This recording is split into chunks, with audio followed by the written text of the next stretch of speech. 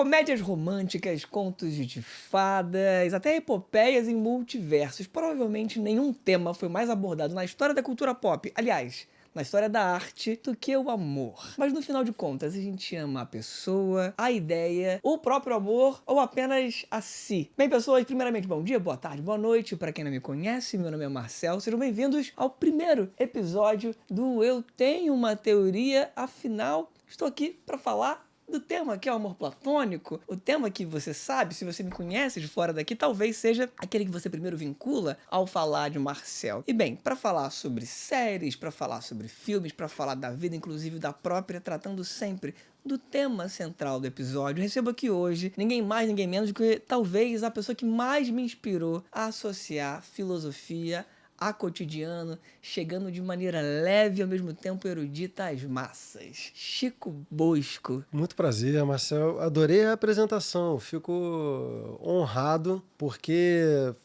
eu tenho para mim assim que a filosofia ela deve estar ligada à vida. O que pode parecer óbvio, mas não é assim. No desenvolvimento da história da filosofia, se a gente considerar que a filosofia, o que hoje é um problema, Sim. se a gente considerar que a filosofia começa na Grécia clássica ali, né? Ela começa muito próxima da vida, né? Os filósofos do período clássico e os filósofos do período alexandrino, que são as correntes, os epicuristas, os céticos, os estoicos, todos eles tinham um problema que ou era um problema de organização coletiva, né, que era um problema político. A filosofia nasce muito associada a essa invenção social que é a polis das cidades-estado grega, ou era um problema ético, que pode ser sintetizado como qual é a melhor forma de viver. Mas ao longo da história da filosofia, principalmente da filosofia moderna, a filosofia foi se afastando dessa relação direta com a vida. E foram surgindo várias correntes filosóficas, assim, para o meu gosto, demasiadamente abstratas, demasiadamente jogos mentais de linguagem, de uma complexidade, de uma profundidade impressionante, mas que realmente foram se rarefazendo, assim, foram ficando muito distantes da vida. Então, e eu vim da poesia, né, Marcel? Que também é, para mim, um gênero muito ligado à vida, mas que também, ao longo do seu desenvolvimento, se afastou tanto da vida. Mas, para mim, tudo está ligado à vida.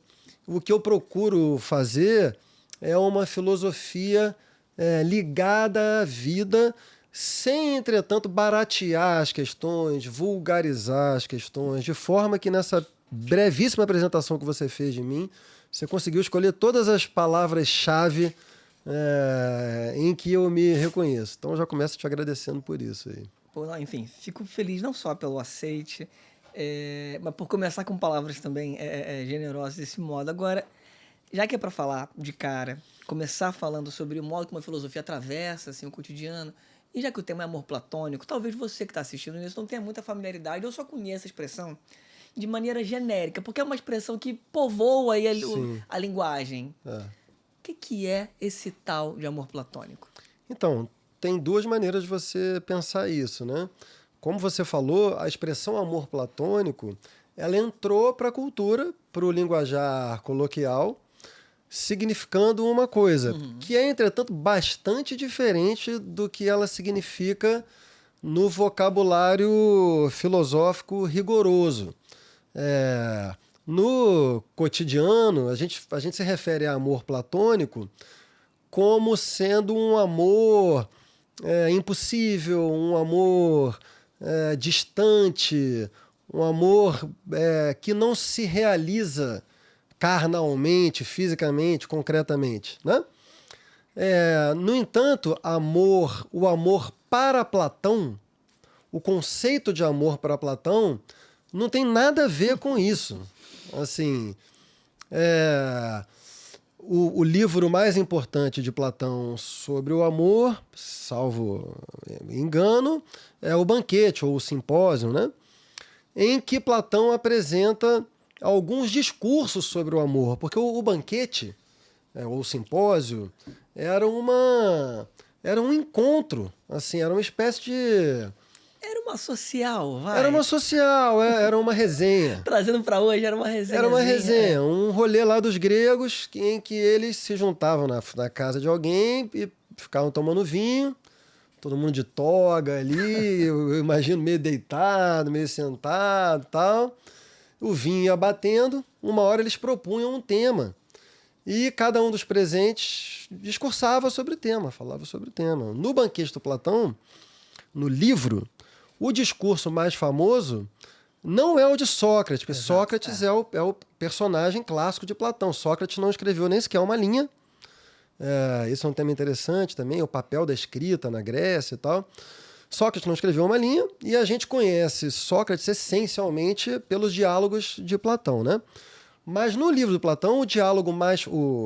a fala, o discurso mais famoso é o do Aristófanes, que era um comediante e que zoava frequentemente, inclusive, Sócrates, assim.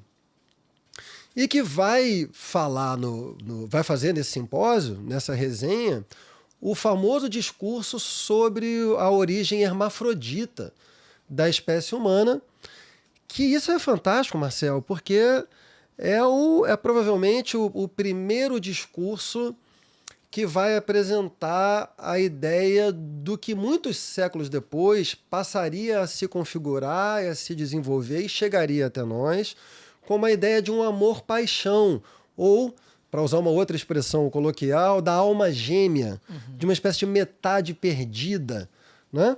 E porque, segundo Aristófanes, nós seríamos seres hermafroditas, originalmente, nós seríamos seres circulares, que teríamos ambos os sexos, nós seríamos homens e mulheres ao mesmo tempo. E que por alguma punição divina nós fomos separados. E a partir daí nós perdemos a nossa metade.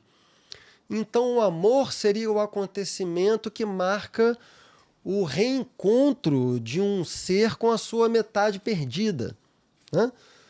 Tem um escritor francês, que é o Michel Houellebecq, um escritor contemporâneo francês, que considera esse discurso o discurso mais maldito da humanidade, porque ele teria inaugurado essa ideia de que nós somos seres faltantes, assim, que nós somos seres incompletos e que para que fiquemos completos a gente precisa dessa metade que supostamente nos falta.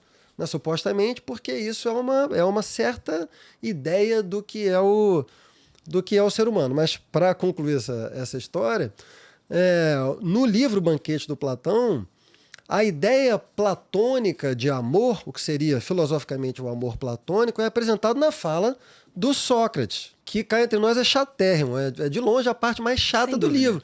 Porque tem o Aristófanes, que é um comediante, que tem esse mito, que é um mito para os gregos. O mito era um discurso... muito convincente, com muita capacidade de persuasão, porque ele lidava com imagens, ele costumava lidar com certo ritmo, outros recursos retóricos, enquanto o discurso filosófico stricto sensu, né, ele é mais abstrato. Então o discurso do Aristófanes é muito envolvente, e aí tem o do Sócrates, que é chatérrimo, e depois tem o barraco do Alcibíades, né, que é um momento maravilhoso do livro também. Então o amor platônico, filosófico mesmo, é outra coisa, tem a ver com a teoria do Platão, que o Lacan viria a chamar de teoria da escada do amor, que é aquela coisa ali da Grécia, assim, na Grécia você tinha essa figura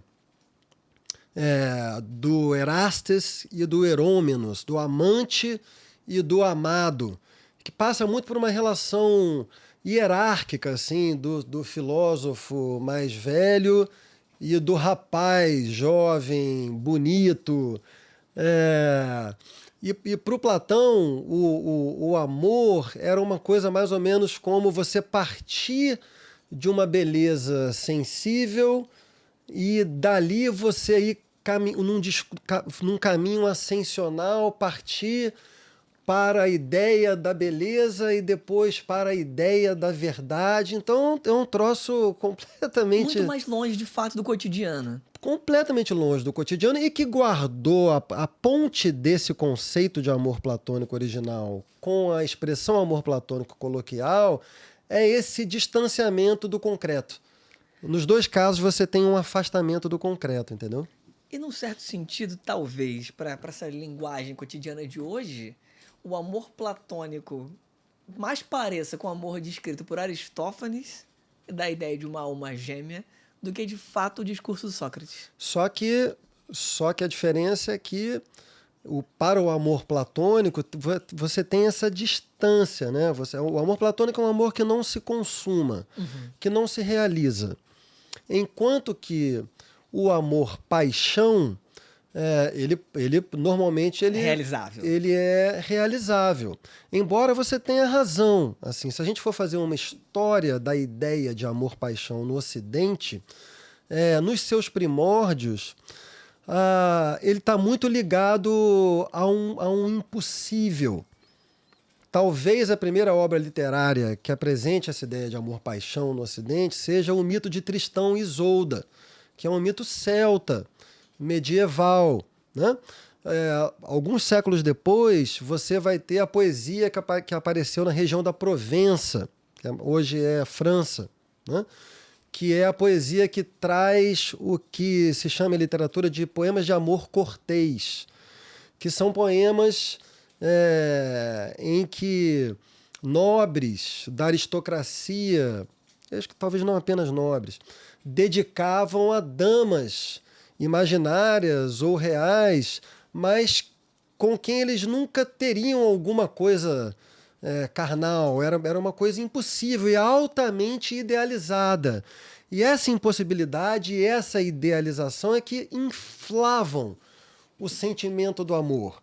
E isso é uma coisa, né, Marcelo, que isso vale até hoje, né? O amor, quanto mais ele é interditado, mais ele é inflamado, né? Antes de entrar nesse paralelo para falar de cultura pop, trazendo um pouco para a questão da psicanálise, que também te é tão central.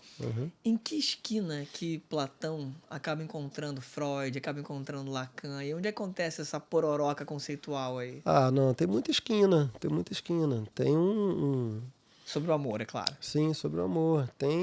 Freud tratou muito do amor, claro. Lacan também, né? Acho que especialmente no Seminário 8, ele faz uma leitura de Platão, ele começa lendo Platão. E tem muitas ideias da psicanálise sobre amor, né? Eu gosto muito de um texto do Freud, que é um texto de 1914 ou 1915, chama-se Narcisismo, uma Introdução.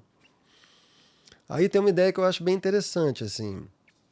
A gente tem sempre que lembrar que Freud era um homem do século XIX para virar do século XX.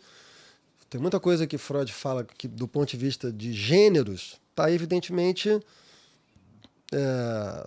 fere a sensibilidade contemporânea, né? A gente não precisa nem tão longe, né? Na verdade, a gente fere a sensibilidade contemporânea 10 anos atrás. 10 anos atrás. Se você voltar um século, com certeza. Exato. Né? Freud, então, tem sempre que fazer esse disclaimer, assim. Mas o Freud, esse ensaio muito brilhante, inteligente, assim, e tem um certo humor também, involuntário, assim. Freud vai dizer nele o seguinte, que a gente tem dois modelos de amor que a gente necessariamente segue. Um modelo narcísico e um outro modelo que ele chama de ligação. E o modelo narcísico é aquele segundo o qual você ama alguém que representa o seu ideal, né? Esse é um outro conceito da psicanálise, que é de eu ideal, ou ideal do eu. Às vezes fica meio bagunçado uma coisa em outra, há esforços de separação disso, mas às vezes na própria obra do Freud tem uma certa mistura, assim. Mas o eu ideal, ou o ideal do eu, é a imagem que você gostaria de ter de si mesmo. É a imagem pela qual você gostaria que os outros te reconhecessem, né? Todos nós temos. E então o amor ele seria uma espécie de truque, para usar a palavra de outro psicanalista que eu adoro, que é o Contardo Caligares.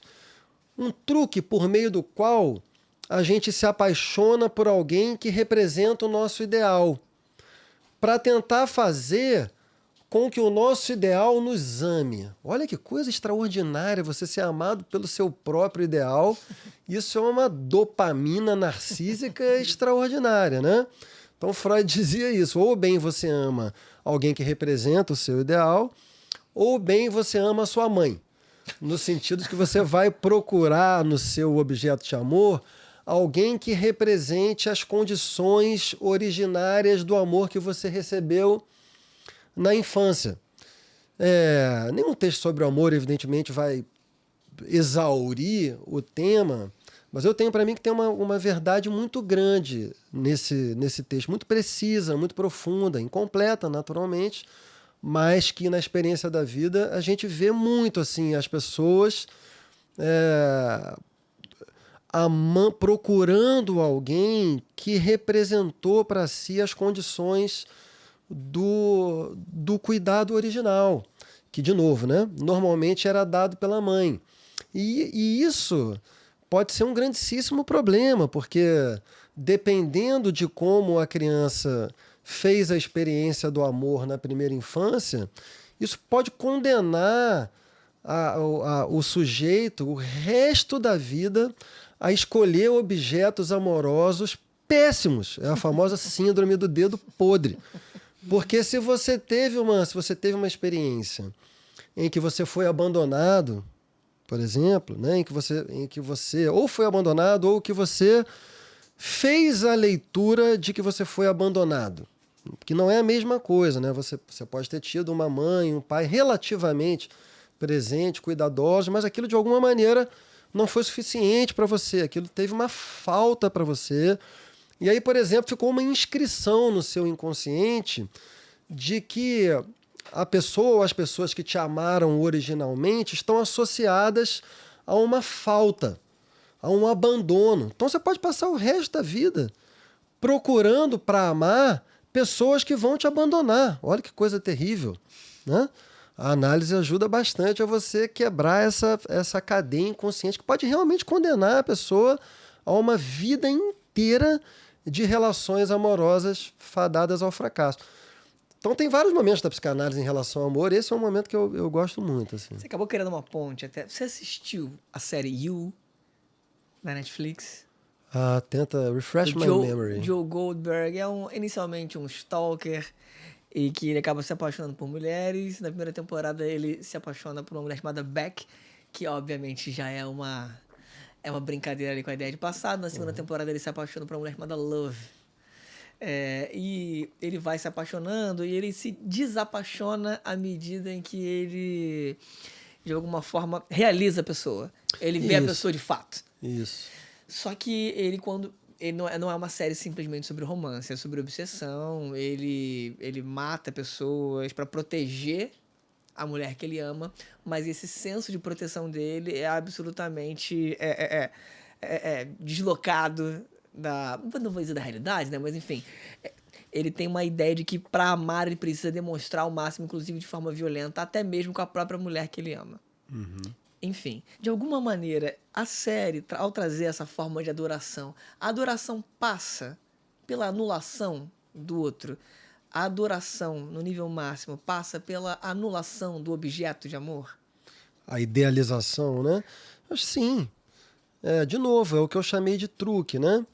Você fetichiza o objeto, você investe o objeto com uma série de atribuições que dizem muito mais respeito à sua fantasia inconsciente do que necessariamente a características que o objeto, o outro sujeito, realmente tem, né? Todos nós, sujeitos, somos sujeitos com problemas inconscientes, assim, com uma estrutura, na melhor das hipóteses, neurótica. Me veio à cabeça aqui uma amiga minha, psicanalista, que discordaria disso, que ela acha que, em certos casos, é melhor ser... Tem psicótico funcionando melhor do que o neurótico. Mas, enfim, o que normalmente acontece é que você idealiza alguém, né? E essa idealização, ela dá suporte ao seu amor e ao seu desejo sexual. Só que aí entra de novo uma relação com o amor platônico, né? A melhor maneira de você manter essa idealização é tornando de alguma maneira esse amor impossível. Aí de novo volta a história da literatura, a história da arte e tal. O Romeu e Julieta, por exemplo, que é talvez em toda a história da literatura o maior clássico do amor-paixão. O amor não termina. Romeu e Julieta morrem antes de realizar o amor, né? A gente poderia imaginar um outro final para Romeu e Julieta, em que os Montec e os Capuleto, por alguma razão, as pazes, fizessem as pazes e aquele amor fosse permitido, e 10 anos depois talvez ele acabasse por tédio ou por realização. Porque a questão do amor ideal é que é também um truque para que o amor não acabe. Porque o que acontece com o amor que se realiza?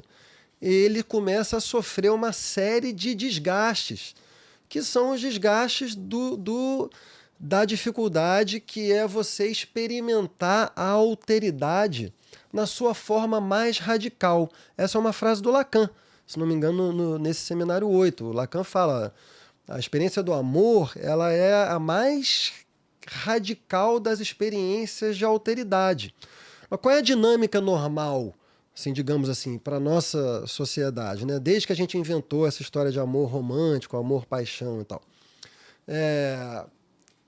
Você se apaixona por alguém, né? E se o outro se apaixona por você também, o que você tem de início é um acontecimento paradoxal. Porque do ponto de vista imaginário, do que está acontecendo aqui dentro da sua cabecinha, você está tendo uma fusão. Vocês dois fazem com um maiúsculo, assim. Isso é a paixão. A paixão é... Tem um outro livro famoso de um filósofo francês chamado Georges Bataille, em que ele fala que nós somos seres descontínuos. Desde a origem dos primeiros organismos celulares, a origem se dá por divisão celular. Então, na origem das formas mais simples de vida, tem uma divisão. E isso chegando até nós humanos, nós somos descontínuos. Por mais, Marcel, que a gente possa ser amigo, por mais que você e a sua cônjuge que está aqui... Ana. A Ana, a minha também se chama Ana. Olha, Ana Beatriz. Ana Beatriz, a minha Ana Lícia. Por mais que você e a sua Ana, eu e a minha Ana, a gente tenha momentos em que a gente parece suprimir essa distância que existe entre qualquer sujeito, né? Nós somos seres descontínuos, né? Mas a paixão é esse momento em que se coloca uma espécie de ilusão de que a gente é capaz de superar essa descontinuidade. É por isso que as pessoas têm tanta vontade de se apaixonar. Daí que vem a força da paixão, né? É um momento em que parece que a gente superou a descontinuidade e se fundiu com o outro. Deixa eu só terminar. Só que o que acontece? Ao mesmo tempo em que isso está acontecendo, essa fusão imaginária e a dopamina infinita que isso traz, né? Se você está começando uma relação num nível mais trivial, mais concreto, mais real, você está começando um movimento de disjunção. Então, imaginariamente, você está se fundindo com o outro, mas na vida real você está dando entrada num acontecimento que se chama relação e que significa você receber o outro na sua alteridade radical. Isso é difícil para um carajo. Por isso que muita gente não passa dessa arrebentação, né? E por isso, Marcel, eu falei tudo isso que eu queria chegar nesse ponto. É que tanto Romeu e Julieta morrem antes de começar uma relação propriamente, quanto o apogeu da forma, da representação amor-paixão na modernidade, que seria o cinema hollywoodiano, inventou essa figura extraordinária do happy end. O que é o happy end? O happy end é a mentira que sustenta a ideologia do amor romântico. Por quê? O que é um filme romântico hollywoodiano? ou os nossos melodramas das nossas telenovelas, é a mesma coisa. Você tem um casal que passa por 1000 conflitos, obstáculos e tal, não sei o que, até que eles conseguem ficar juntos. Quando eles conseguem ficar juntos, sobem os créditos e aparece happy end. E, entretanto, é nesse momento que começaria a relação de amor. Ela não acabou aí. O que provavelmente começa a acabar aí é a paixão.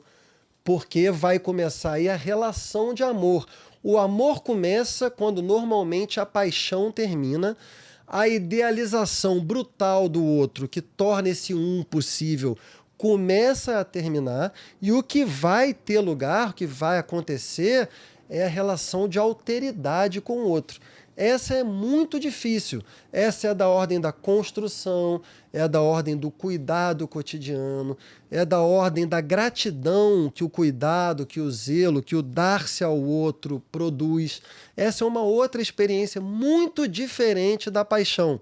Só que ela é bem mais difícil e bem mais desvalorizada na nossa cultura. Outras culturas não valorizam a paixão e valorizam essa daí para frente. Aliás, começam daí. Por exemplo, a gente fica muito assustado, para nós, fere muito a nossa sensibilidade a ideia de casamento arranjado. Né? O que é a ideia de casamento arranjado? A ideia de casamento arranjado é uma ideia de que o casamento tem uma dimensão, que é uma dimensão patrimonial, que não é estranha ao Ocidente, muito pelo contrário, né? Mas que também é uma ideia de que você não precisa começar uma relação amorosa pela paixão. Você pode começar a relação amorosa pela construção da relação com o outro. E pasme, muitas vezes dá certo, e dá até mais certo do que o nosso começo passional. Então você, cara, você viu um caso, né, casamento na Índia, tem ali um adolescente ou um jovenzinho que conhece a sua noiva, eu nunca tinha visto apresentado num jantar de família, e, meu amigo, se vira aí, você vai ter que construir. E a construção, o zelo, o cuidado, a gentileza, tudo isso pode produzir um efeito de amor que pode ser muito forte e, evidentemente, é sustentado pelo discurso social, que isso é outra coisa muito forte, Marcel. Última vez que eu vou te atropelar, depois eu deixo você falar à vontade. É só para eu terminar o raciocínio todo aqui. A nossa forma de amar, moderna, contemporânea, ela virou uma forma de amar completamente desamparada. O desamparo, ele é uma moeda de duas faces. O desamparo, isso tem muito a ver com o que a gente estava conversando aqui antes de começar o programa. Se quiser depois, você fala, né? Que tem a ver com morte dos pais e tal. Sim. O desamparo, ele tem uma face de liberdade e outra face de angústia, né? E o que acontece? A nossa forma de amar, ela está completamente desamparada. As relações de amor contemporâneas, elas se sustentam por si sós. Elas perderam os discursos que funcionavam como discursos de base. Por exemplo, para quem é cristão, o casamento cristão, ele é uma sustentação divina. Cara, isso não é pouca coisa. Quando você casa na igreja, eu sou ateu, mas eu sei que é mais ou menos isso que acontece, assim, porque eu já fui a alguns casamentos, eu acho chatérrimo. Mas tem alguma coisa ali que o que está acontecendo é você está casando com o seu cônjuge e com Deus, meu amigo. Separar do cônjuge é mole. Eu quero ver você se separar de Deus, entendeu? Então, assim, Deus está sustentando o casamento, no casamento cristão. No casamento arranjado, indiano, por exemplo, a seguir o nosso exemplo aqui, ou de outras sociedades que a gente poderia chamar de sociedades tradicionais, pré-modernas ou não modernas, né? Você tem a sociedade que segura o casamento. Agora, nós não. O que segura o nosso casamento é o desejo, é o nosso inconsciente. São as coisas mais frágeis do mundo. Não admira que seja tão difícil sustentar uma relação amorosa hoje em dia, para o bem e para o mal. Do ponto de vista de buscar esse encontro entre ficção e essa virada histórica do papel da paixão, né? Eu não estou nem perguntando quando surge sobre a questão do amor romântico, mas em que momento a ficção passa a ter esse peso de influenciar, de fato, um público Sim. a se pensar como um dos pontos centrais da vida. Se a gente tinha outras formas de realização de coletividade, talvez a coletividade mais central hoje seja de par. Ou pelo menos, talvez a mínima coletividade possível, né? Sim. Em que momento que a ficção passa a ter esse peso? Em que momento é difícil precisar, mas eu prefiro ficar com o princípio Perfeito. do que você falou e explicitar o princípio para as pessoas. O princípio do que você falou é o seguinte: nós sentimos de acordo com a história da cultura. Tudo é histórico. Os afetos são históricos, as doenças são históricas, o amor é histórico. A gente começou falando aqui de amor platônico, né? Se você, portanto, lê Platão propriamente, vê o que Platão pensava sobre o amor, não tem nada a ver com o que hoje a gente pensa sobre o amor.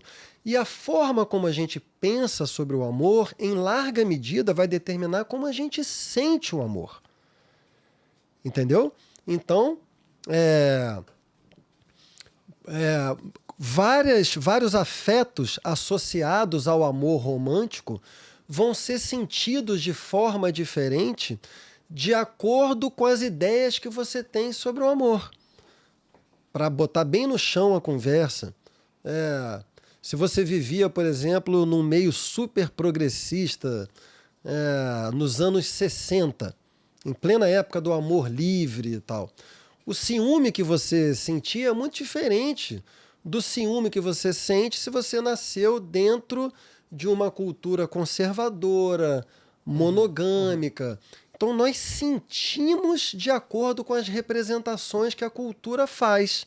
Ora, todos nós que crescemos crescemos numa cultura formada por representações do amor romântico, nós fomos afetivamente formatados, como essas suas impressoras 3D aqui formatam esses objetos. Nós não somos muito diferentes desse Nietzsche de impressora 3D, não. Tirando o bigode, a gente é muito parecido. O que a gente sente foi formatado pela impressora 3D da cultura.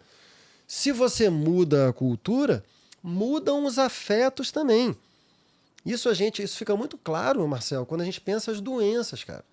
A psicanálise, por exemplo, para dar esse exemplo, está conversando sobre psicanálise. Como é que a psicanálise surge?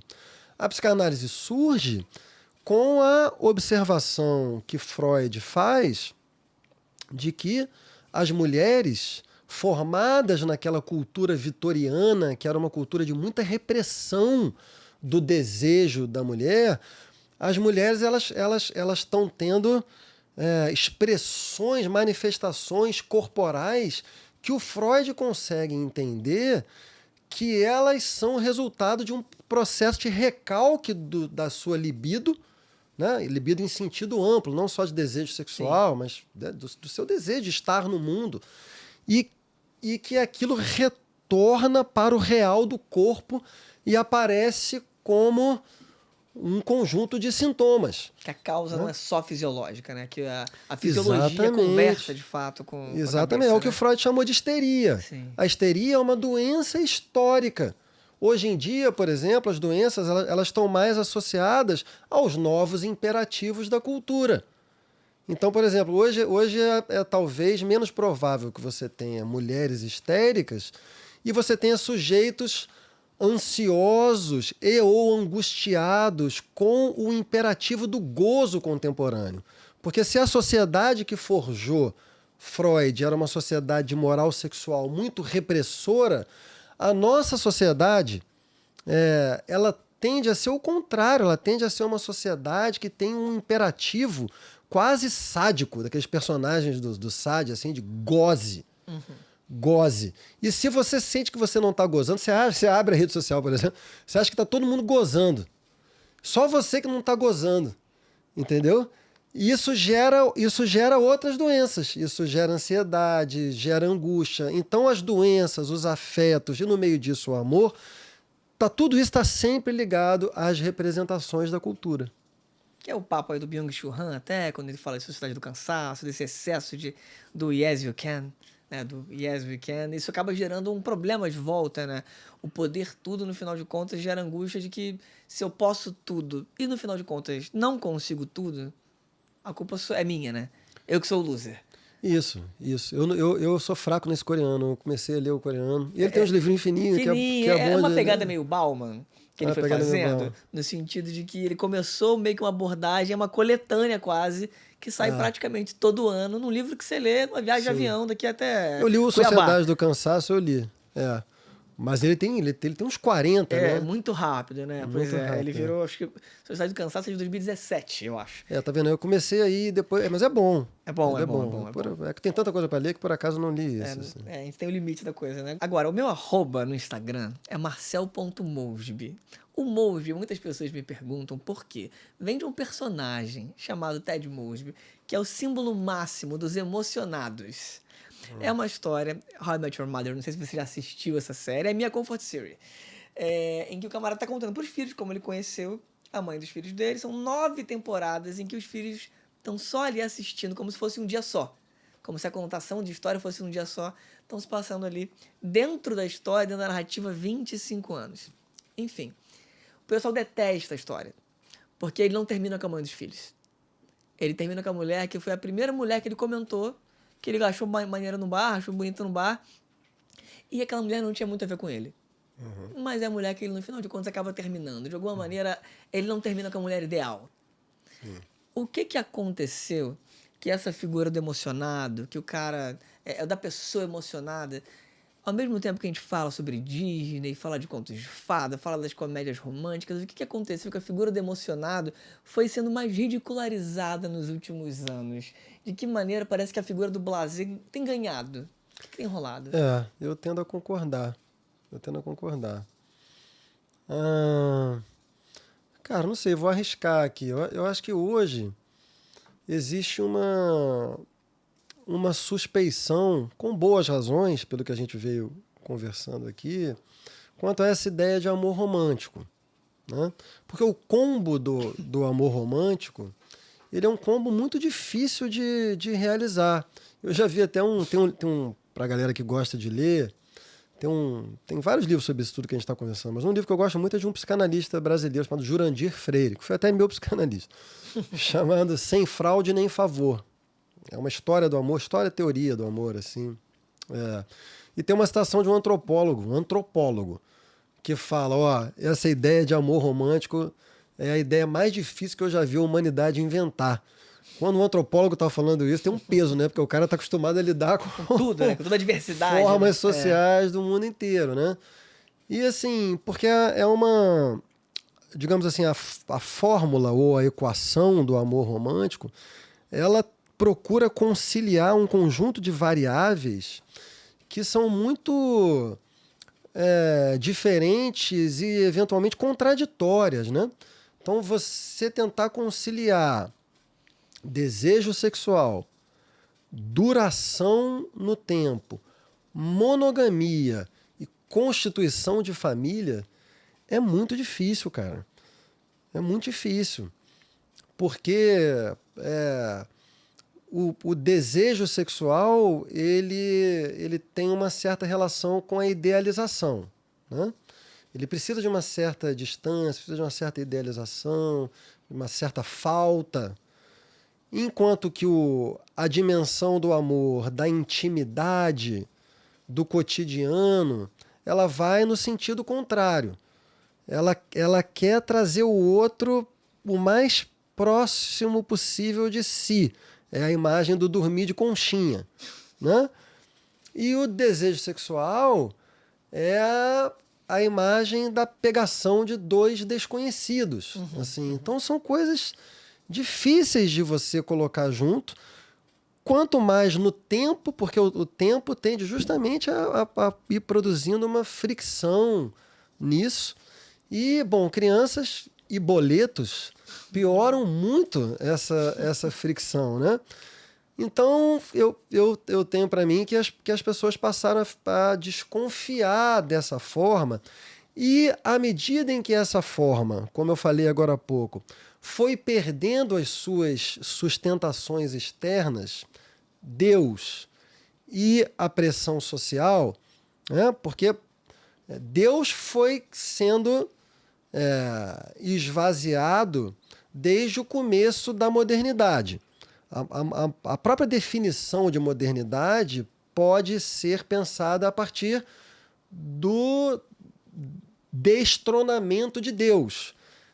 O conceito de Übermensch do Nietzsche, né? O super-homem do Nietzsche. O que é o super-homem do Nietzsche? Não é o Clark Kent. Clark Kent que chama? Né? Clark Kent. Com capa vermelha. Não, o super-homem do Nietzsche é a humanidade no momento histórico em que ela deve se afirmar por conta própria, sem precisar ser amparada por uma transcendência, né? E o que é a modernidade? A modernidade, ela é o desenrolar dessa narrativa, em que o homem se percebe e se afirma sozinho no universo, capaz de fazer as suas próprias leis e viver de acordo com essas próprias leis. Isso é a modernidade. Ora, evidentemente, como a gente está vendo aqui, uma parte da humanidade seguiu o caminho da modernidade, uma parte da modernidade se tornou antimoderna, ou continuou antimoderna, ou pré-moderna. Né?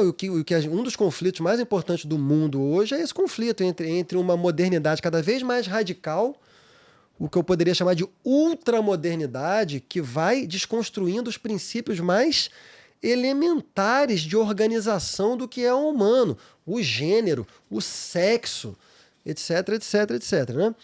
Então, voltando, o que eu estou querendo dizer é que à medida em que o amor romântico foi perdendo os seus sustentáculos, Deus de um lado, ou até os anos 40, 50, na maioria dos países do Ocidente, você tinha um discurso social conservador muito forte. Vai ler Nelson Rodrigues, por exemplo. Não existe a figura, por exemplo, hoje em dia, se a minha Ana, ou, sinto muito te dizer, a sua Ana, quiser se separar de você, ambas são bonitas, elas vão meter um pé na bunda da gente. Fácil, né? E, meu amigo, vão começar uma segunda vida, assim, com filho, sem filho, e a gente que se vira, a gente que lute, né? Nos anos 40, a Ana Beatriz aqui não ia se separar de você, velho. Ela ia pensar 200 mil vezes antes de se separar de você, porque ela ia ser uma desquitada. Que palavra maravilhosamente... É um carimbo ali da... É o carimbo da desquitada. Se vocês tivessem filhos, provavelmente a guarda ia ficar com você. Sim. Não importa a merda de pai que você fosse, provavelmente ela ia perder a guarda. Então tinha um discurso social muito forte que, de novo, para o bem e para o mal, sustentava o casamento. Para o bem, porque toda sustentação faz com que as pessoas fiquem juntas, né? Mas para o mal, porque na imensa maioria das vezes as pessoas ficavam juntas por péssimas razões. Por medo de castigo divino ou por medo de castigo social. Hoje em dia não tem mais nada disso. Então o amor romântico, esse combo aí, ele perdeu as suas fantasias, cara. O rei tá nu. Todo mundo tá vendo o rei nu, né? No verso do Caetano, eu infelizmente não vou lembrar exatamente o verso, mas todo mundo... O rei é mais bonito nu. Que é o verso daquela canção extraordinária que é O Estrangeiro, né? O rei é mais bonito nu. Mas o rei nu é mais fácil de ser deposto. Então, por que o emocionado está em baixa, assim? Porque as pessoas estão desconfiadas do valor da emoção. As pessoas, é uma coisa muito genérica, né? Mas, as novas gerações, aparentemente, estão desconfiadas desse modelo e estão buscando alternativas, que são alternativas talvez mais superficiais. E quando eu falo superficial, não há nenhuma carga pejorativa nisso, porque paixão é lindo, a superação da descontinuidade, a fusão imaginária, Tudo isso é muito bonito, é extraordinário, mas junto desse pacote a gente sabe o que vem, né? Vem uma ansiedade absurda, uma angústia absurda, um ciúme. Você me trouxe para um ponto aqui, que é... Tá, a figura do emocionado é muito questionada, as comédias românticas estão aí num declínio também, como produção, de fato. Eu tô achando que você tá achando muito ruim isso, O quê? que o emocionado tá em baixa. Mas então, porque eu tenho um ponto para te trazer. Primeiro, porque não me parece que o emocionado que tá embaixo é só emocionado do amor romântico. É o emocionado dos laços em geral. Ah, sim. Porque virou brega ser emocionado no sentido dessa entrega em demasia, virou brega essa, de alguma forma, idealização geral.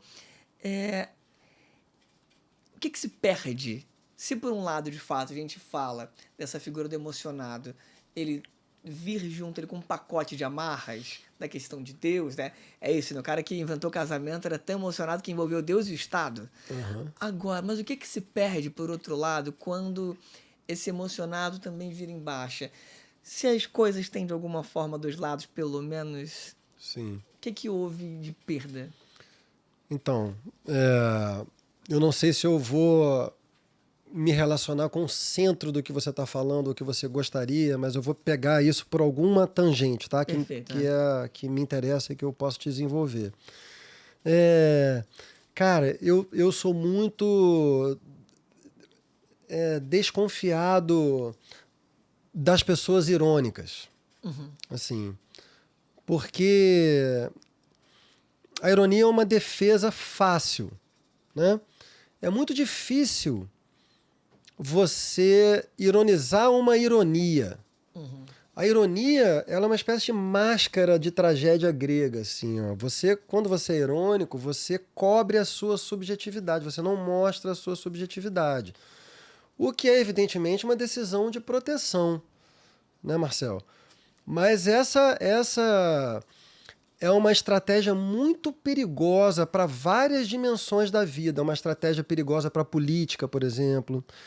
Eu dificilmente gosto de pensador político ou intérprete da política, analista de conjuntura que é muito irônico. Muito louco que você tenha falado disso, porque, embora esse seja o primeiro episódio que você está assistindo, nós já gravamos outros aqui. Um deles foi com a Maria Bopp. E o episódio era sobre isso, era sobre a arte da ironia. E o modo como isso se desdobra em muitas coisas. Sim. E os perigos, porque no final de contas a ironia é um pouco o não lidar com o conflito de forma deflagrada, né? Isso, exatamente. A ironia é de fato uma arte, e na literatura tem mestres extraordinários da ironia, né? Machado de Assis, a gente poderia falar de um milhão de... Ironia é uma coisa extraordinária, mas, de novo, ela tem muitos perigos. Na política, ela é muito perigosa, porque ela não é construtiva, Marcel. Ela é mais destrutiva. A ironia, você satiriza o outro, você ridiculariza a posição do outro. Mas as formas sobre as quais a gente está conversando, a política, o amor, são formas que exigem construção. E construção exige um tirar de máscara.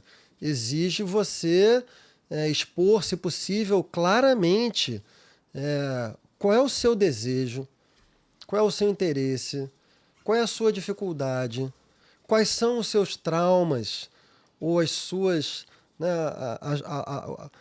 as dimensões da sua fantasia inconsciente que te deixam muito vulnerável e que você tem que dizer ao outro, ó, isso aí é um comportamento que toca num lugar meu, que é um lugar terrível e que pode acionar um gatilho de agressividade ou de retração ou de passivo-agressividade. E a ironia impede tudo isso, né? Se você tem uma atitude irônica, e você tem razão, Marcel, assim, dá pra gente flagrar uma certa tendência irônica.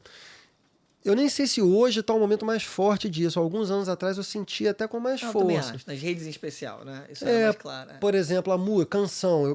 Durante muito tempo eu pensei canção, pensei música, tal, canção popular e tal.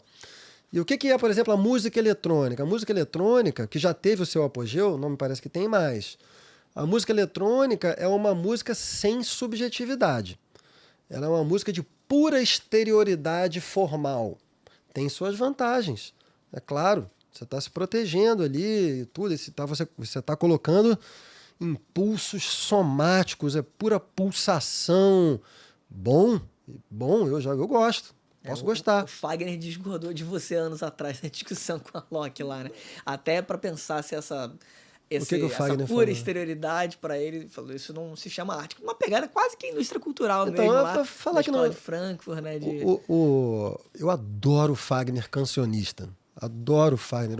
Eu sou um subpianeiro de quinta, eu toco várias canções do Fagner, eu adoro o Fagner. Mas o Fagner não é um teórico, né? Sim, sim. Ele não faz a menor ideia do que são teorias da arte. Eu sou. Então essa frase, ela é uma frase ruim, ela é uma frase fraca. Isso não é arte, se referindo à música eletrônica, é uma frase teoricamente insustentável. No fundo, o que ele está dizendo é: eu não gosto disso. Claro, não um sujeito que canta "quisera ser um peixe", não vai gostar de música eletrônica. Mas vamos voltar ao nosso ponto, né? Você tem várias representações na cultura que são representações sem subjetividade. A ironia é uma delas, né? Por quê? Porque, para recuperar a sua palavra, né, o emocionado se expõe, Marcel.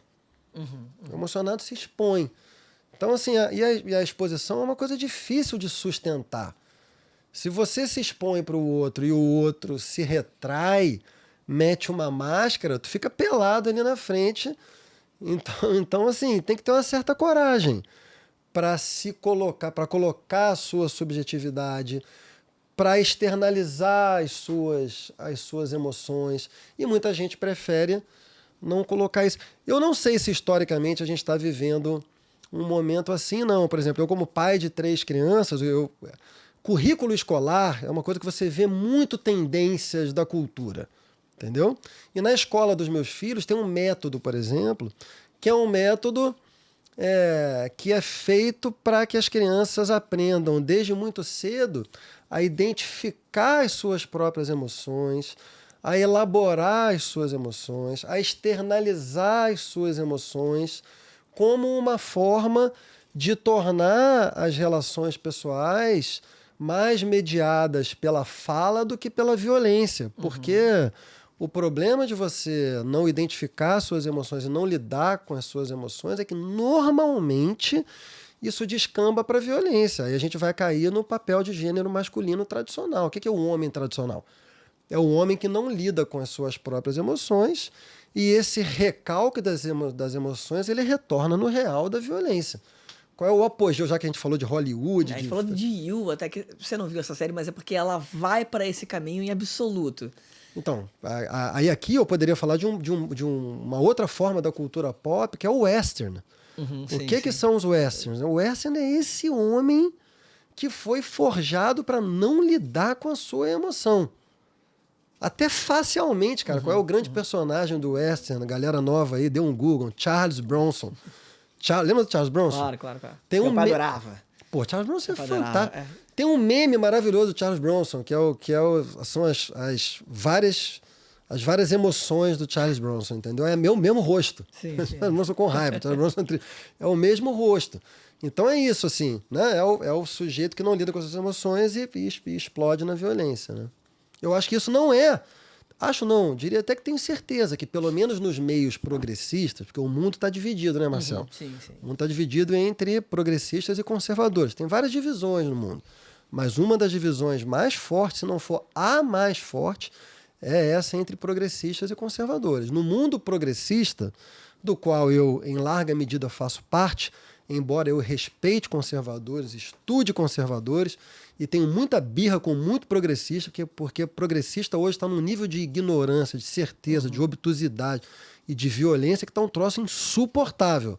Progressistas, estudem antes de sair falando qualquer coisa, né? Mas no mundo progressista, eu não diria que o emocionado está em crise, a não ser nesse sentido do amor romântico, assim, que eu vejo que muita gente jovem está preferindo outras coisas, relações... Nesse sentido, até mais no mundo progressista, que se debate de fato, dúvida. Indiscutivelmente, uma vez que o outro lado é pegado a questão da O tradição. mundo conservador é heterossexual, é heteronormativo, Né? sem dúvida alguma. Mas no mundo progressista, nós, pais progressistas, educamos nossos filhos, sobretudo filhos homens, para elaborarem as suas emoções. Eu tenho um filho homem, eu converso com ele. Ele resiste mais do que as minhas filhas mulheres. Ele resiste. Esse outro dia eu peguei ele para ter uma conversa. Falei, Louro, senta aqui. E falei de drogas, falei de Ele tem quantos sexo. anos? Ele tem 11. Tem 11. E falei, rapaz, ele me olhava com uma cara assim de, caralho, quando é que vai acabar esse negócio? Pelo amor de Deus. E quando eu falei, Louro, então tá, acabou. Ele, bum, ele sumiu que assim, em um segundo. Então tem uma certa resistência. Por outro lado, ele é um doce de menino. Ele não tem nenhum traço assim dessa masculinidade agressiva, sabe? Eu até tento colocar um pouco assim de masculinidade física, porque é uma coisa importante para menino. Sim. Então, futebol, esporte, isso é uma coisa importante, assim, mas tudo isso para dizer de novo, então que a coisa da emoção, se for entendida como identificação do que você sente e manifestação do que você sente, eu acho que isso é uma coisa contemporânea. Mas, retomando uma parte do que você estava falando sobre a questão da ironia. A ironia, me parece, parte um tanto de uma certa noção de superioridade do irônico. Sim. E quando rola essa superioridade, geralmente está falando sobre como se o ato do outro, do criticado, fosse ingênuo muitas vezes. O irônico é porque o outro é ingênuo. Não existe também, do outro lado dessa história, uma ingenuidade de pensar o amor totalmente desprezo dessa ideia do amor romântico, nos nossos tempos, pelo menos? Perfeito, excelente, Marcel. Eu acho que sim, cara. Eu tenho uma visão que, assim, falando com certo humor, um pouco trágica desse nosso assunto, amor, né? Porque eu acho que não tem escapatória. Não tem pra onde correr, entendeu? Se correr o bicho pega, se ficar o bicho come. Assim. Então, se você tiver, por exemplo... Eu já tive uma relação não monogâmica, por exemplo. Longa. Desculpa, eu tentei ter anos atrás. Durou 2 meses, até o momento em que os dois se perguntaram, vai acontecer? Quando foi acontecer, deixou de ser uma relação não monogâmica. Eu ia falar algo nesse sentido, assim. A minha relação foi possível... eu teria que falar muito mais para dar uma ideia clara disso, mas foi possível porque tem a ver com o meu inconsciente e o da minha companheira na época, assim. Nós dois tínhamos um traço comum no nosso inconsciente, que era um traço de abandono. Então a gente conseguiu construir uma relação paradoxal, assim, que era mais ou menos o seguinte, como é que a gente consegue construir um vínculo pelo abandono?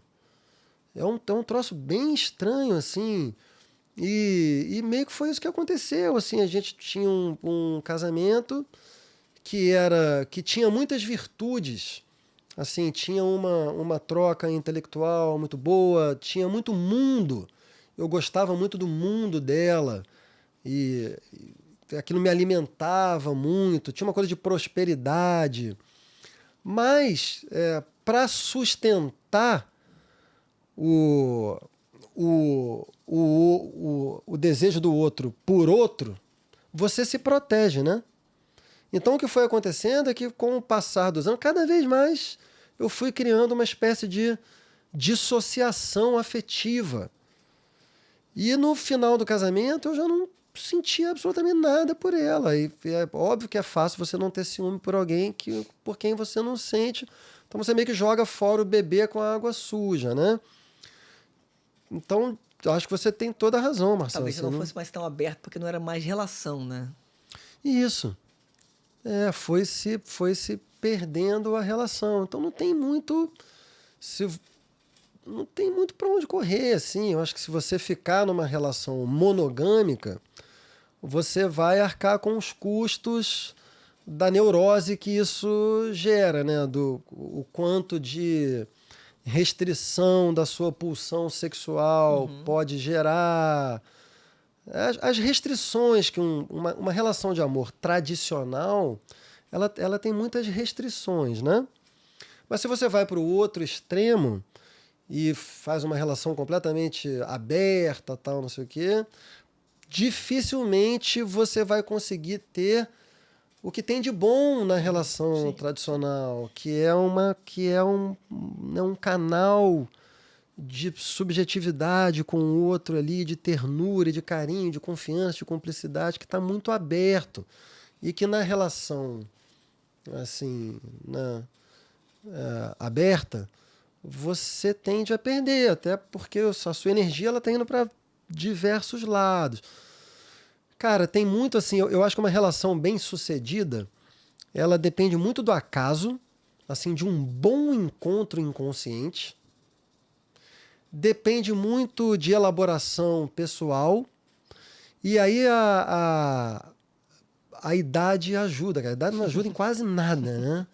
Mas assim, a idade ajuda, assim, as pessoas que estão comprometidas com o seu aperfeiçoamento pessoal ao longo da vida, elas conseguem algum resultado. A psicanálise ela tem uma certa margem. E eu estou entre os que consideram que a psicanálise tem limitações. Você tem certos... O que é uma fantasia inconsciente? Uma fantasia inconsciente, ela pode ser descrita como um certo desenho neuronal. O Freud tinha até uma palavra para isso no começo da sua obra. Em alemão era Bahnung, que normalmente foi traduzido como trilhamento. Então, o que é um trauma, por exemplo? Um trauma é uma espécie de desenho neuronal que você fez ali, como se fosse marcar um gado a fogo, sabe? Quando você marca o gado a fogo, com brasa. Aquilo dali é um trauma. Você marcou, cara, aquilo dali não sai. O que a psicanálise pode conseguir? A psicanálise pode conseguir que você veja o desenho. E ela pode conseguir com que você entenda como é que se formou aquilo, entendeu? Foi a origem. Foi aquilo dali se formou assim, ó.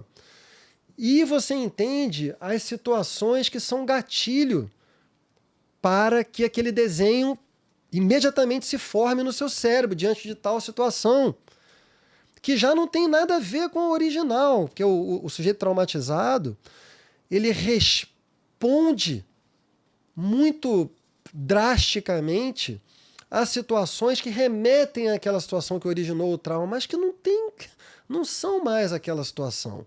Então, se você foi abandonado pela sua mãe, você ficou com um trauma, aí você está numa relação amorosa, entendeu? E o seu parceiro não atende o telefone durante horas, você vai se sentir a criança que foi abandonada pela mãe, cara. E você vai reagir emocionalmente assim. Então a psicanálise fala, o que está acontecendo é você está virando aquela criancinha de volta, né? Mas não é a sua mãe que está lá. Não é, cara, é a sua parceira. E ela pode não estar atendendo porque ela está numa reunião. Então você consegue alguma margem de manobra. Mas o seu brasão de bravo, você foi marcado ali, aquele desenho continua lá. Entendeu? Então eu até acho que a psicanálise não consegue desfazer esse desenho. Talvez a psilocibina, viu? Eu tenho muita esperança nos cogumelos, assim. Talvez os cogumelos consigam. Mas tudo isso para dizer assim que, embora eu tenha uma visão trágica sobre o amor, no sentido de que eu não considero que tenha forma ideal. Não existe forma ideal. Amor romântico não é uma forma ideal, mas para mim poliamor também não é uma forma ideal. Ficar sozinho também não é uma forma ideal. Não existe forma ideal. O que existe é, dentro de cada uma dessas formas, você consegue realizar, talvez, o melhor desenho possível dentro da forma que você escolheu. Então, olha só, como esse aqui é o primeiro episódio, estamos aqui testando novidades, eu não tenho propriamente o termômetro de você ainda, mas esse é o Aristóteles aqui, uma inteligência artificial robótica que vai conversar com os nossos convidados, pelo menos sempre que possível. E Aristóteles, eu queria que você fizesse uma pergunta filosófica, aí associada aos nossos tempos, em particular ao Chico Bosco, sobre amor platônico. Manda ver. Beleza, vamos lá. Chico, pensando no amor platônico, que na filosofia clássica era visto como um amor idealizado e desprovido de desejo físico, como você enxerga esse conceito nos dias de hoje, em que as relações muitas vezes se constroem em ambientes digitais e idealizações se misturam com realidades virtuais. Ô Aristóteles, prazer te conhecer, assim, finalmente depois de ter lido tanto os seus livros, assim. Mas se a gente tivesse tendo essa conversa por WhatsApp, eu mandaria pra você uma figurinha da Dercy Gonçalves, que a Dercy Gonçalves tá xingando o cara assim, lê a porra da história toda, caralho! A gente falou muito sobre isso, mas na verdade você trouxe um elemento novo, né, que é a questão do digital, né? Então, brincadeiras à parte, eu acho a sua pergunta muito boa. Eu tendo a pensar, Marcel, que essa nova realidade das redes sociais, que é uma revolução extraordinária na humanidade. Assim, eu comparo com a Revolução Industrial, com a invenção da agricultura no Neolítico, assim, é um troço gigantesco o que está acontecendo, né? E para continuar na psicanálise, assim, o que eu acho que está acontecendo é que as relações sociais, elas passaram a ser muito fortemente imaginárias. Imaginário é um conceito do Lacan que descreve a dimensão do narcisismo, da nossa autoimagem, da imagem que a gente tem do outro. E o que acontece nas redes sociais, né? A gente tá o tempo todo lidando num ambiente de imagens, em que cada perfil está ali expondo, quando não vendendo, uma imagem de si. E isso gerou uma espécie de capitalismo do eu. Nós vivemos numa época de muita inflação do eu. Ora, e a frase é de um filósofo francês chamado Alain Badiou, que tem um dos melhores livros sobre amor que eu conheço, que é o Elogio do Amor, que é L'Éloge de l'Amour, livro infinito, em que o Badiou vai dizer o maior inimigo da relação amorosa é o egoísmo. Por quê? Vocês vão lembrar, né, que eu falei a frase do Lacan, que é a relação amorosa é uma relação que ela exige uma experiência muito radical com a alteridade. Você estar numa relação amorosa requer que você se abra para o outro, com as suas fantasias e fragilidades inconscientes, com os seus hábitos, com as suas manias, com todo o seu conjunto de comportamentos, e você tem que lidar com aquilo. Isso exige um rebaixamento do seu eu.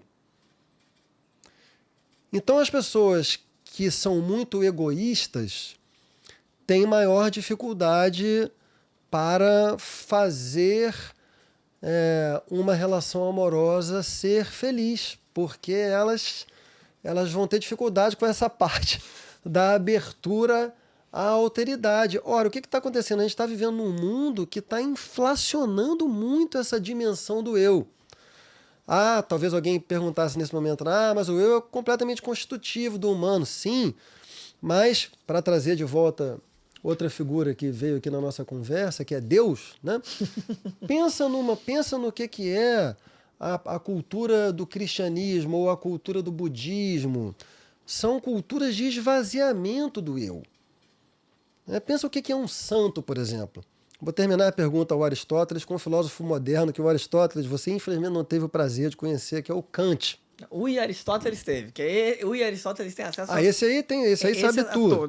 Esse aí sabe tudo. O antigo, infelizmente, não. O antigo não, mas o Kant diz uma coisa muito interessante, Marcelo. O Kant vai dizer o seguinte, que todo sujeito é dividido psiquicamente, tem uma cisão psíquica entre agir de acordo com os seus próprios interesses, os interesses do seu eu, e agir de acordo com os interesses do outro, da coletividade. Um sujeito é tanto mais justo e tanto mais constituído por senso moral, quanto suas ações são orientadas pelo interesse do outro, pelo interesse da coletividade. Isso que é um sujeito justo. Um sujeito justo é aquele sujeito que você vai pôr, esse é um cara que orienta as suas ações pelo interesse da comunidade, pelo interesse do outro. Isso é ser justo. Enquanto que o sujeito egoísta é aquele que orienta as suas ações o tempo todo pelos seus próprios interesses, né? Aí o Kant vai falar, todo sujeito é assim, sofre essa divisão, a não ser os santos. Por que os santos? Porque os santos são aquela categoria que conseguiu levar a um ponto muito radical o princípio do esvaziamento dos interesses particulares. O santo é aquela pessoa que age radicalmente orientado pelo interesse do outro. E o outro ser que não é cindido por essa divisão é Deus, porque Deus é, por definição, o que não tem eu.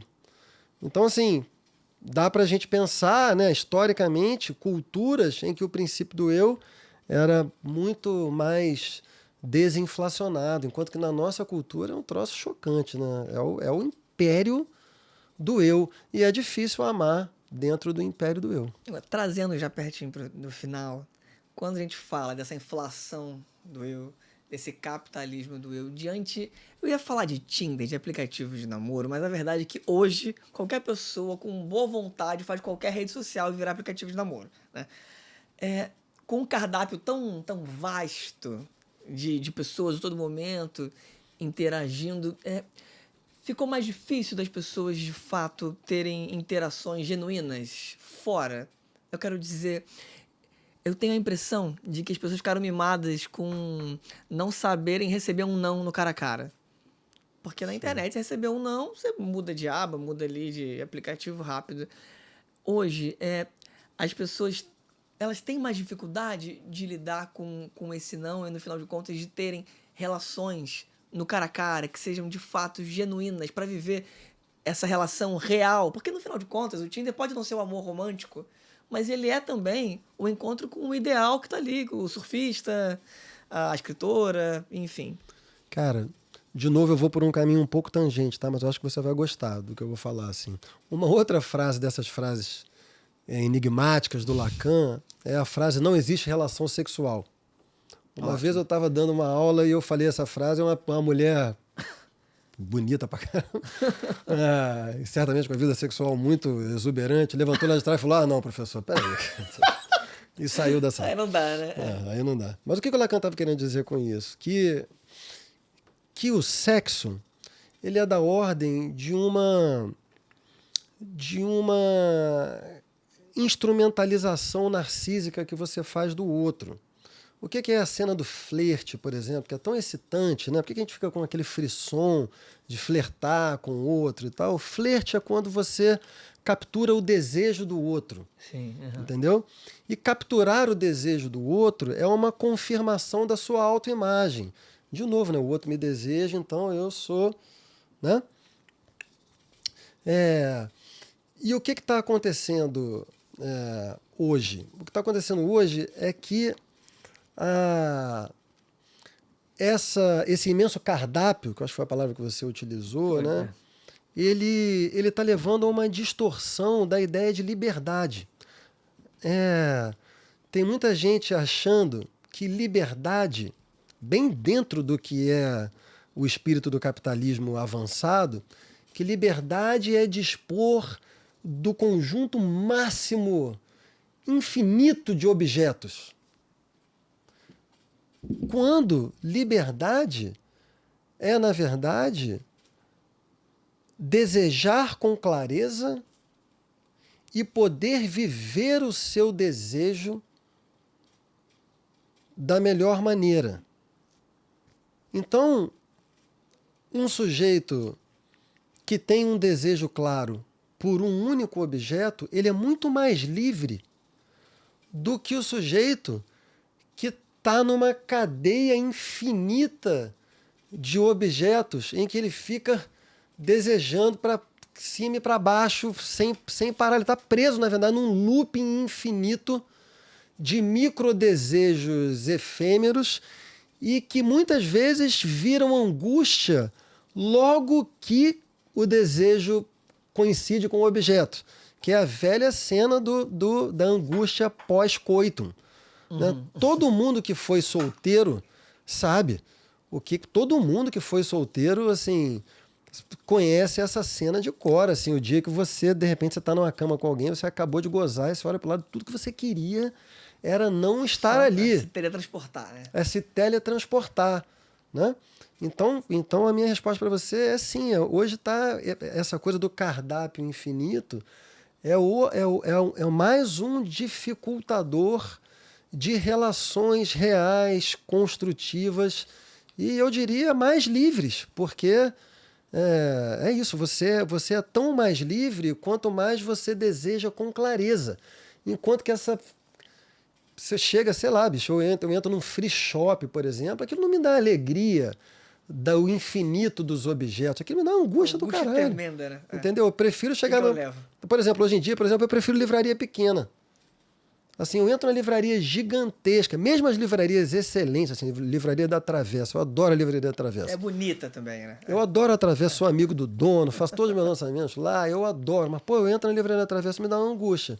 Eu fui outro dia na livraria da Travessa de Portugal, no bairro Alto, ali era menorzinha, você se sente melhor, assim, porque aquilo cabe melhor no seu desejo. Eu falei demais, Marcelo. Nada, Chega, não, cara. pelo amor de Deus. Ó. Calma com isso. Olha, eu não sei qual o tamanho da sua livraria, o tamanho aí do seu cardápio, mas talvez o grande equívoco quando a gente pensa de amor platônico é acreditar que a gente pode encontrar uma pessoa para realizar. No final de contas, aí talvez, discordando um pouco do Chico, talvez a falta seja algo de fato fundamental, algo que a gente não consiga estancar. E aí o problema não seja uma pessoa, seja que talvez a incompletude faça parte da nossa natureza. Chico, olha, obrigadíssimo pelo papo. Foi um primeiro... Depois de alguns episódios gravados, mas aqui é esse que eu espero. Tá sendo aqui o episódio primeiro. E te agradeço não só pelo coube aqui na conversa, mas por tudo aquilo que me inspirou essa conversa chegar a acontecer. Eu, há anos, lá na pandemia, pensava um dia ter um podcast e já projetava um dia eu vou conversar com o Chico sobre isso. Fico feliz que tenha acontecido. Fico muito honrado, Marcel. Foi um grande prazer, eu adoro conversar. E aceitei o seu convite pelo modo como você o fez chegar até a mim. Eu falei para você, né? Foi. Eu tinha acabado de tomar a decisão de que eu não vou mais ficar falando, que eu preciso pesquisar para um livro novo, mas veio o seu convite, eu abri a sessão e foi um grande prazer. Obrigado. Chico, brigadíssimo. Isso aqui, olha, é um brinquedinho, aproveitando que você é pai. Esse aqui foi um Wall-E que a gente fez em impressora 3D. Um dos símbolos, talvez, aí, bem recentes, bem modernosos, do que seria uma forma... aí, né, enfim, do que é dito hoje de amor platônico, o robozinho diante de uma distopia do mundo ali destruído, trazendo uma plantinha ali para Eve, deixo para você aqui o presentinho do ali, para você talvez para os filhotes ali em casa. Você Madalena, que é meu filhote, que vai gostar desse robozinho. Perfeito. Enfim, obrigado, Marcelo. E agradeço também a você que ficou aqui até o final. Um beijo para quem foi de beijo, um abraço para quem foi de abraço. E caso a gente não se veja novamente, bom dia, boa tarde, boa noite, mas... tudo dando certo, a gente se encontra de novo no próximo episódio. Tchau, tchau, pessoal.